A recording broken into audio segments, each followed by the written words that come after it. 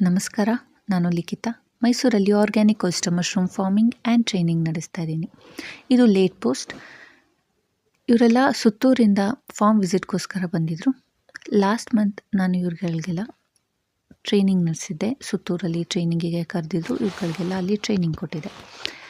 So ಅವರೆಲ್ಲ ಇಲ್ಲಿ farm visit ಅನ್ನೋದಕ್ಕೆ ಬಂದಿದ್ದರು.